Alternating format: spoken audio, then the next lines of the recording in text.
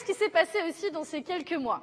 Alors, il y a eu le mouvement des Gilets jaunes qui a duré aux grandes dames de certains et qui continue à durer.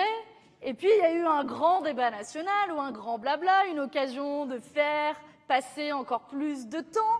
Et puis, au bout d'un moment, ils ont bien été obligés d'en donner les grandes conclusions et de faire des annonces. Et donc, la réponse d'Emmanuel Macron, jeudi dernier, c'est « tout va changer ».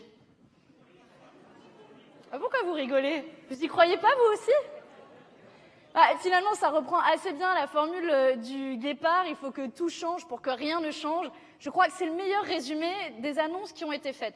Et c'est important parce que, vous savez, quand on va sur les médias, j'en ai fait quelques-uns ces derniers jours, les journalistes nous disent « Non mais attendez, il y a bien quand même quelque chose de bien, vous êtes toujours négatif à la France insoumise, etc. » Alors, comme nous, on n'est pas des gens dogmatiques, contrairement à d'autres, j'aime bien qu'on prenne le temps d'expliquer et de regarder en détail ce qui a été annoncé, pour leur montrer que nous ne sommes pas dogmatiques. Regardons de près ce qui a été annoncé. D'abord, il y a certaines annonces un peu en grande pompe qui étaient en fait déjà prévues. La réforme constitutionnelle. Je ne sais pas si vous vous souvenez, elle avait été jetée par la porte au moment de l'affaire Benalla, la revoilà par la fenêtre. Ensuite, Emmanuel Macron a découvert la problématique des femmes seules qui vivent avec leurs enfants. Oui, Monsieur Macron, ça touche un certain nombre de femmes dans ce pays, d'hommes aussi, mais malheureusement encore plus de femmes. Il y en a sûrement dans cette salle ici. Et il a dit, bon, pour celles qui n'arrivent pas à récupérer les pensions de leurs conjoints, on va demander l'obligation à la CAF de verser. Sauf que ça existait déjà dans une certaine mesure depuis la loi égalité réelle de 2014. Ensuite, continuons à regarder ces mesures. Il refait aussi ce qu'il a déjà défait. Il a désindexé les retraites sur l'inflation. Voilà qu'il réindexe sur l'inflation. Un petit peu comme si vous alliez offrir en cadeau à un enfant un jouet qu'il a déjà et vous le mettez au pied du sapin, vous dites « Regardez, c'est formidable, un très beau cadeau ». Bah oui, vous lui avez enlevé, vous ne faites que lui rendre. Moi, je n'appelle pas ça un cadeau.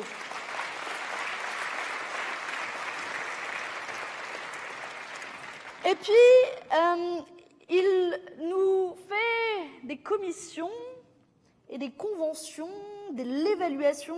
Bon, ça me rappelle aussi la fameuse phrase de Clémenceau, « Si vous voulez enterrer un problème, créez une commission ». C'est exactement ce qu'il a fait sur l'évasion fiscale, par exemple, et sur le changement climatique. Sur le changement climatique, la lutte contre le changement climatique, il a créé une convention citoyenne. Donc on va avoir 150 personnes tirées au sort. Peut-être qu'il y en aura un de vous dans cette salle. Comme si, je pense que là, on en est au stade où on va tirer les 150 survivants du changement climatique. Donc peut-être que cette fois-ci, vous allez un peu plus vous précipiter que ceux qui ont été tirés au sort pour participer au grand débat, parce que pour le coup, c'est un grand flop. Et en matière de lutte contre l'évasion fiscale, ils nous font une évaluation, comme si on ne savait pas aujourd'hui que l'évasion fiscale coûte des dizaines de milliards d'euros à l'État français. Comme si on ne savait pas qu'en matière de lutte contre le changement climatique ou en matière de lutte contre l'évasion fiscale, comme si nous n'avions pas les solutions. Ça fait des années que le monde associatif pour lequel j'ai travaillé l'ont mis sur la table. Une liste de paradis fiscaux, investir dans les énergies renouvelables, s'attaquer aux grandes entreprises qui ne payent pas leur juste part d'impôts, mettre fin à l'impunité fiscale, mettre fin au traité de libre-échange. Les solutions, on les connaît. Et qu'est-ce qu'ils font?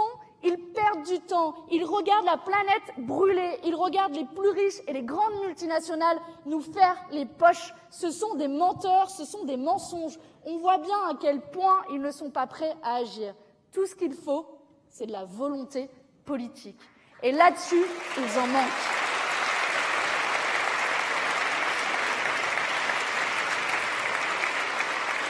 Et puis, on ne va plus fermer d'hôpitaux et d'écoles. Alors ça tombe mal, on a fermé la moitié des maternités en 20 ans, une école a fermé tous les jours depuis 10 ans. Alors celles-là, vous n'allez pas les récupérer. Hein. C'est comme pour la réindexation, vous ne récupérez pas ce que vous avez perdu l'an dernier. Et en plus de cela, il nous dit, OK, pas de fermeture sans accord du maire, mais c'est pas très clair, ils vont continuer sur la trajectoire de suppression de 120 000 postes de fonctionnaires. Alors moi, il va falloir m'expliquer comment on enseigne ou on soigne sans ces fonctionnaires-là. Nous, à la France Insoumise, on a des hologrammes, on veut bien leur prêter. Je ne suis pas sûre que ça soigne ou ça enseigne.